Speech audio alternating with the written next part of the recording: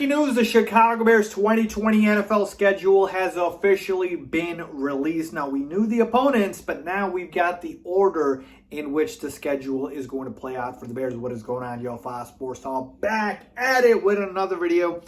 Talking some NFL here to talk about the Chicago Bears. So if you're a Bears fan, make sure to hit that big red subscribe button down below. Make sure to follow me on all my social media platforms. Guys, as always, hit the bell icon so you're notified every time I drop a new video. All right, people. So, you see the whiteboard behind me? Got every single game here for the Bears from week 1 all the way through 17. So I'm going to go through every single game and give you guys my game-by-game prediction. And at the end, give you guys my overall record prediction for the Bears for the 2022 season. Disclaimer, this is not going to be any sort of a homer pick. I'm going to go through every single game objectively. Repeat after me, people. Objectively, all right?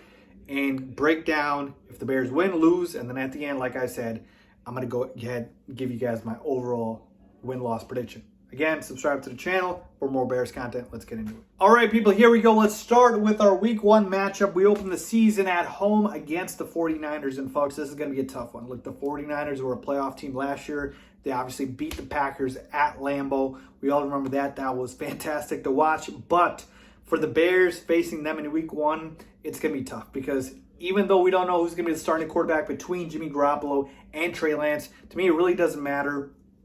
Kyle Shanahan's an elite coach, and I just don't see the Bears beating the 49ers here in week 1, so I'm going to go ahead and say that is an L. All right, let's move on to week 2. Again, people, remember, objective. Being very objective here. No homerism. Week 2 against the Packers. Look, folks, Green Bay, we know they lost Devontae Adams, but they're bringing back Aaron Rodgers. They still got Aaron Jones. You still got that elite offense, and maybe it won't be elite now without Devontae Adams, but they really added to that defense in the draft. They've still got the solid offensive line. So I just can't see the Bears beating the Packers, especially at Lambeau in Green Bay. So I'm going to say that's an L. All right, let's move on to week 3 against the Houston Texans. And this one's at home. And this, to me, is a very winnable game. The Texans aren't very good, and I don't think they'll be very good this season. They got Davis Mills, who had a decent rookie season, but for the most part, this team, devoid of talent on both sides of the football. I'm going to go ahead and say the Bears go ahead and get their first dub here in week 3 at home against Houston Texans. Shout out to Lovie Smith, who we'll see in this matchup. All right, let's move on to week 4 again to see New York Football Giants. This is going to be in New York, or in New Jersey technically, at the Giants. And to me, the Giants, again, are not very good, both sides of the football. They're looking for a new quarterback. They're not sold on Daniel Jones. So I'm not saying the Bears are much better, but they're in a better situation than the Giants. And to me, even on the road against the Giants, I think the Bears can get a dub here because, to me, I believe the quarterback situation, I believe the fact that the Giants just aren't very good on either side of the football will lend towards the Bears winning this game. All right, let's move on to week 5 against the Vikings. Look, folks, I know we pick on the Vikings a lot. We've had some success against them, but they've got more talent than the Bears. Justin Jefferson's a beast. Adam Thielen's rock solid. Kirk Cousins is solid, folks. I'm sorry. And that defense, I mean, it's still okay. Like, I can't see the Bears beating the Vikings in Minnesota. That's an L for the Bears. Moving on to week 6 against the Commanders. Carson Wentz coming to town. And the Commanders don't really scare me. They really don't. The Bears could lose this game, but will they? I'm not going to go that far. I think they can get it done here. Carson Wentz, he's known to be turnover prone. Yeah, they got some talent. Terry McLaurin's there, I like Ron Rivera as a head coach, but for the most part, I'm not that scared of the Commanders. I think the Bears can get a dub here, so I'm going to go ahead and mark that down. Moving on to the New England Patriots in week 8. Let's talk about that. Look, this is going to be a tough one against Bill Belichick and company. I can't do it. I'm not going to predict the Bears to beat the Patriots in New England against Bill Belichick. That's still elite defense. That's solid offense. Mac Jones versus Justin Fields. That'll be fun to watch. But this one's an L for me. We get against the Dallas Cowboys. Now, the Cowboys don't have an elite defense, but they have an elite offense led by Dak Prescott. They still got Michael Gallup, still got CeeDee Lamb. And if I was convinced in the Bears offense, which I'm not, I don't believe they'll put up enough points to keep up with the Cowboys here. Even if, again, the Cowboys defense isn't very good. And so it's just a matter of, I think the Cowboys offense will put up more points than we do. And so I think the Cowboys win this game, especially this being at home for them. And the Bears going to Jerry World. All right, let's move on here to the next column here. We got the Dolphins in week 9 at home Now, look, I'm not a big fan of Tua Tagovailoa, but the Dolphins revamped that team. They've got some talent led by Tyreek Hill.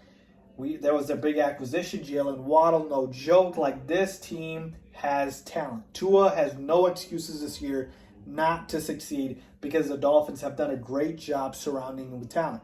Now, for this argument, I'm sorry, I think the Dolphins are better. Even at home, I think they can beat us. I'm going to say that's an L.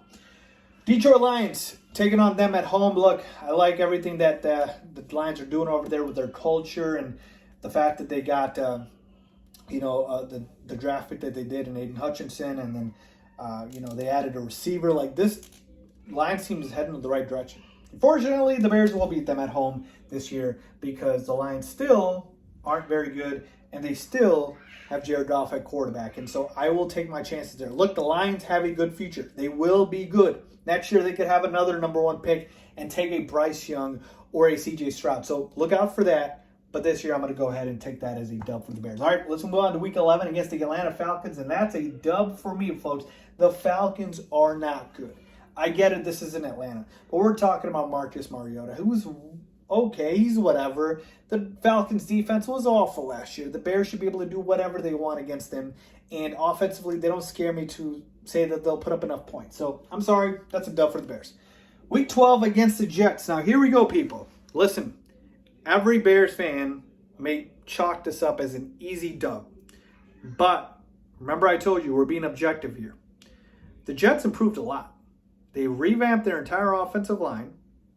They gave Zach Wilson another receiver, another tight end. They've got weapons in Corey Davis. They have an improved defense as well. Like, this Jets team going into year 2 for Zach Wilson might surprise some people. If we were playing the Jets at home, I would say this is a dub. The Jets on the road, I think they improved this year, and I am going to go ahead and say that this is a loss for the Bears. Look, I get it. You guys might say, Faiz, how could you say that? I might flip this at the end. We'll see. But I'm telling you, I'm trying to be objective here. The Jets have improved a lot, to their credit. All right, let's move on here to the Packers at home. Look, I'd love to split with the Packers, but we're still a year away from being very good. And so I don't think our offense is going to be able to keep up with Green Bay, even without Devontae Adams. It's still Aaron Rodgers. He chokes in the playoffs, not the regular season. So I'm going to go ahead and say this is now. Bye week, week 14, very late bye week, obviously. I think this is the latest you can have a bye week, so you don't like that. But let's move on. Week 15 against the Eagles. Now, the Eagles got A.J. Brown. You got Jalen Hurts there. Like, this Eagles team's got some talent here. The Bears are at home. I could see a late season, kind of a push here where the Bears, finally catch their stride, if you will, and reel off a couple wins. But the Eagles, to me, still feel like the better team. They really do. So I'm going to go ahead and say that this one is an L. Buffalo Bills coming to town. Yeah, Josh Allen and company. This might be the best team in football. I can't do it. I'm sorry. All right? That's an L. Detroit Lions. Look, at Detroit, I think we can still beat the Lions. But, I think, they have improved. They have improved. And so I got to give it credit to them. And so I'm going to go ahead and say between these last 2 games here, we finish off the season at Minnesota. It'll probably split, right? We can probably beat the Vikings once, or we lose to the Lions. I just can't see both. So I'm going to go ahead and just say that we lose to the Lions and we win against the Vikings. Look, folks, the NFL is weird. Okay, it's weird. Weird things happen. All right, so here we go. Let's count it all up for you guys on the Bears. We got 1, 2, 3, 4, 5, 6 wins.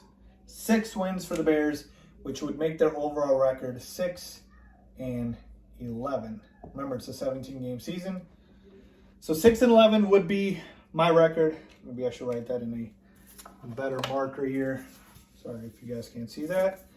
So here we go, 6-11. But as I always do, let me talk about some games I could flip. Talked about the Jets game here. They could certainly beat the Jets. That would give them 7 wins. Here we go. Detroit Lions. They could beat the Lions. That would be 8 wins. They could lose to the Vikings, back to 7 wins. So we're probably talking about, for the Bears, a range of 4 or 5, all the way to, I would say, 7 to 8 wins the schedule is fairly easy. The problem is the Bears' talent is just not there in this, so the team isn't very good still.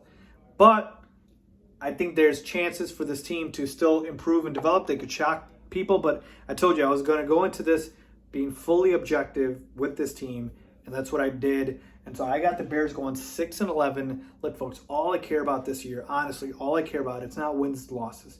It's the development of Justin Fields, because if he develops the way we want him to, this season is just going to be a stepping stone. And we're talking about, us competing for the playoffs and then going for Super Bowls and whatnot. That's what matters here. So don't focus on this number. Focus on development this year for Justin Fields and for the Chicago Bears. So anyways, let me know what you guys think. What is your record prediction for the Bears? Was I too harsh? Not harsh enough? Try to be objective. Leave a comment down below as always.